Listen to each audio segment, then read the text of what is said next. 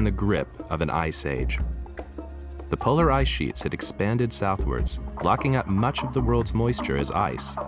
Deserts in Africa grew, and sea levels everywhere dropped, leaving caves on the South African coast high and dry. Inland, lush pastureland turned to desert, and prey became extremely scarce.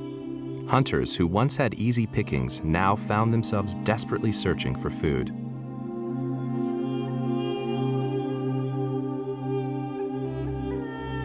Humanity was on the verge of extinction. Miraculously, some were thrown a lifeline, that quantum leap in thinking, which meant a small band could now think the unthinkable and leave Africa forever.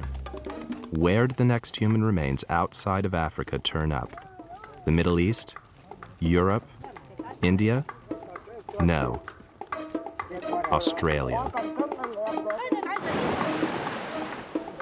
You think that's impossible? I thought so too, but guess what? That's where our ancestors turn up next, and no one knows how.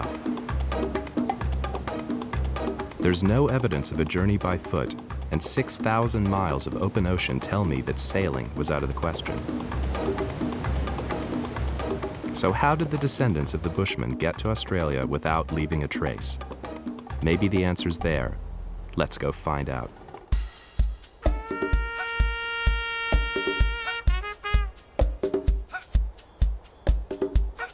Australia, the most remote continent on Earth.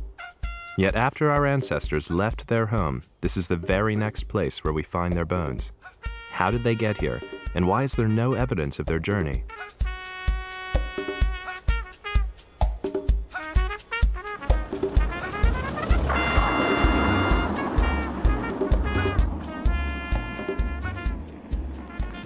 This is an absolutely extraordinary place. I've studied biology for nearly 20 years, and yet when I come here, I have to throw most of what I know into the bin. The animals and plants you find here are unlike those anywhere else in the world. That's because the last time Australia was connected to the other continents in the main line of mammalian evolution was over 100 million years ago. What this means for our story is that when we get to Australia, we find that humans are the only primate species living here. That means they must have come here from somewhere else.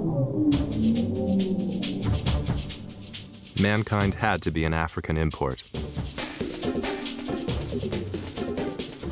The most obvious route would have been along the coastline of southern Asia, but so far there isn't one scrap of archaeological evidence that they came this way.